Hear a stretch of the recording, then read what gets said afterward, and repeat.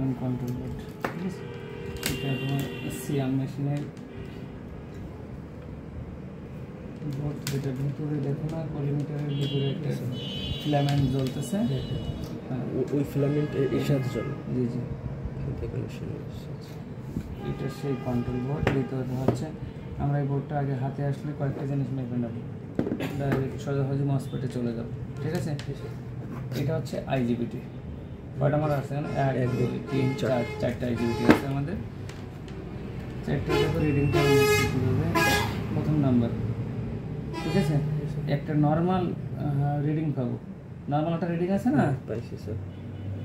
আর এটা আমরা ধরে নেব ওর সঙ্গে যে গেট সুইচের সঙ্গে যে জেনার ডাটা অথবা রেজিস্টার মারা থাকে, সেটার একটা ভ্যালু আছে, দেখবে সব প্রায় একই, তাই না। এই যে নর্মাল একটা ভ্যালু পাচ্ছে না, এই যে দেখছো নর্মাল একটা ভ্যালু পাচ্ছি আমরা এখানে, ঠিক আছে, ঠিক আছে, সব নর্মাল ভ্যালু পাচ্ছি এখানেও তাই। তাহলে আমাদের এই সাইড পাব। এখন চলে আসবো আমরা, দুইটা কার্ড আছে দেখো, এই হ্যাঁ, এটা হচ্ছে সিঙ্গেল চ্যানেল আইজিবিটি ড্রাইভার, এটা হচ্ছে সিঙ্গেল চ্যানেল আইজিবিটি ড্রাইভার, ঠিক আছে।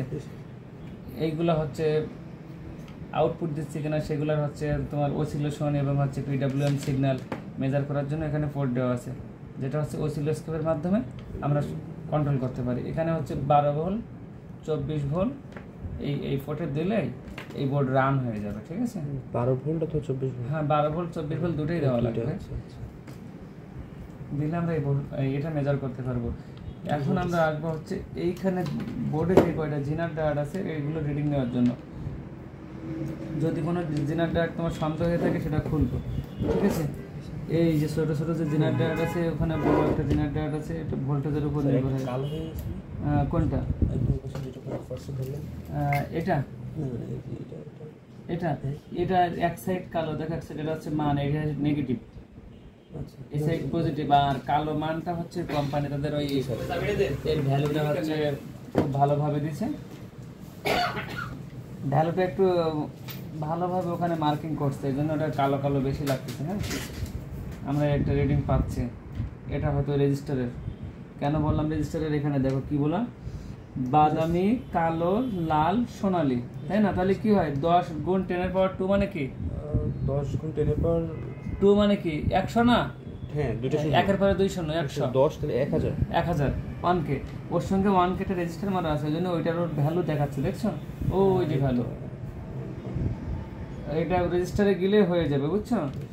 এটা আমরা যদি রেজিস্টারে যাই, দেখো ওর সঙ্গে তো আবার জিনার ডাট যুক্ত আছে, তাই না? ওই যে দেখছো 991 ওহম, মানে কি প্লাস মাইনাস 5%, হয়তো 5% কমও হতে পারে অথবা বেশিও হতে পারে, এই ভ্যালুটাও দেখাচ্ছে। ওখান থেকে শিওর করে নিয়ে আসলাম। এবার আমাদের জিনার ডাট মাপার পালা, তাই না? পাইছি সঠিক একটা মান, হ্যাঁ জিনার ডাট এটা ঠিক আছে, ঠিক এইভাবে মেজার করে যাইতে হবে। এটাও কি ঠিক আছে, এটা ঠিক আছে, এটাও ঠিক আছে। ওইটার ভ্যালুর সঙ্গে এটার ভ্যালু এক না, এই জন্য একটু রেজিস্ট্যান্সে হ্যাঁ 19-20 দিছে, কারণ হচ্ছে ওইটার ওইটা সেম মানের না। আমাদের বোর্ডের রেজিস্টার মানে জিনার ডাট সবগুলো ওকে আছে, তাই না? এই সাইড ওকে আছে। এইবার দেখবো আমরা এই সাইডটা, এটা ওকে আছে। এইখানে শর্ট দেখাবে, কারণ হচ্ছে এখানে এরকম তুমি যদি নতুন মাপতে চাও, তোমার যদি শর্ট দেখায়, সেক্ষেত্রে তুমি হচ্ছে এটা খুলে মাপতে পারো, বুঝতে পারছো? এইটার সঙ্গে তোমার হচ্ছে ইন্ডাক্টর যুক্ত আছে বা কম পাওয়ারের রেজিস্ট্যান্স। সরাসরি যে শর্ট দেখে তাহলে তো হ্যাঁ, সরাসরি শর্ট বা ফিউজ দেখালে সেটা এখানে খুলে মাপার অনেক কিছু আছে, ঠিক আছে। যেহেতু সন্দেহ, তোমার মনে সন্দেহ থাকলে এখানে নতুন যদি বোর্ড এসে থাকে, সেক্ষেত্রে তুমি আশেপাশে দেখবা কোনো কিছু মাপা আছে, ইয়ে করা আছে কিনা, সেক্ষেত্রে তুমি হচ্ছে ইয়ে করতে পারো ওটা। এইটার সঙ্গে এখানে হয়তো রিলের কয়েল অথবা হচ্ছে এইটা শর্ট থাকতে পারে, মানে প্যারালাল থাকতে পারে। এটা আমার অন্য একটা বোর্ডে খুলে দেখা আছে, এটা ওকে, ঠিক আছে।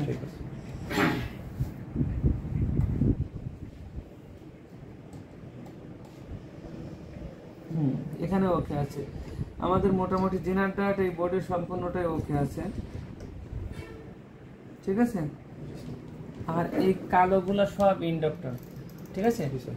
স্টার্টিং এ ইন এবং আউট হলে দেখো ইন্ডাক্টর মারা আছে, এটা হচ্ছে কি ভোল্টেজকে ড্রপ করছে। ভোল্টেজের একটা ধাক্কা দেখো না, যেরকম আমাদের হচ্ছে বাস ট্রাকের তোলা যে ডাম্পার থাকে দেখছো, খারাপ একটা জায়গায় পড়লে কি মানে ড্রপ মানে ভাইব্রেশন ড্রপ হয় একটু হচ্ছে ইয়ে করে দেয়, অ্যাবজর্ব করে দেয়, তাই না? এটাতে মেন বডিতে পৌঁছায় না সেই পরিমাণ ধাক্কা। ঠিক সেরকম এই মাদারবোর্ডের ইনপুটে বা আউটপুটে যে ইন্ডাক্টর দেওয়া আছে, যে ভোল্টেজের প্রথম ফোর্সটা এরপরে ড্রপ হয়ে শান্ত একটা ভোল্টেজ সার্কিটের ভিতরে প্রবেশ করে।